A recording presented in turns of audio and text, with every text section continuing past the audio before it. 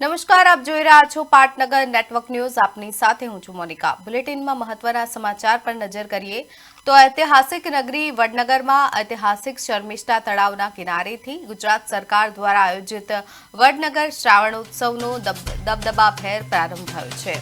નાયબ મુખ્યમંત્રી હર્ષ સંઘવીએ સ્વયં ડમરૂ વગાડીને ભવ્ય ડમરૂ યાત્રા તથા વડનગર હેરિટેજ ઓટો રિક્ષા સેવાનો પ્રારંભ કરાવ્યો હતો.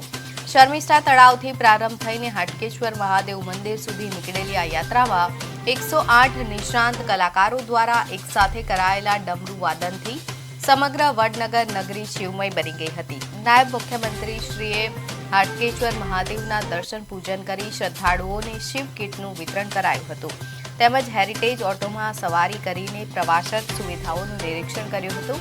આ ગરિમામય પ્રસંગે જિલ્લા પંચાયત પ્રમુખ નીતિનભાઈ પટેલ, ધારાસભ્યો કિરીટભાઈ પટેલ, મુકેશભાઈ પટેલ, સરદારભાઈ ચૌધરી, નગરપાલિકા પ્રમુખ નીતિકાબેન શાહ, કલેક્ટર શાલિની દુહાન સહિતના ઉચ્ચ અધિકારીઓ અને મોટી સંખ્યામાં નગરજનો ઉપસ્થિત રહ્યા હતા.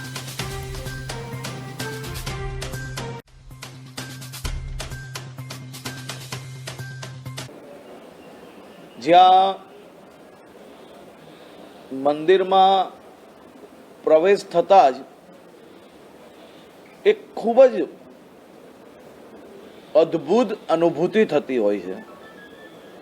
એવા હાટકેશ્વર મહાદેવના દર્શન આપ સૌને પ્રાપ્ત થઈ શકે અને શિવ ભક્તિ આપ સૌ લોકો સારી રીતે કરી શકો શ્રાવણ માસના આ પવિત્ર અવસરે.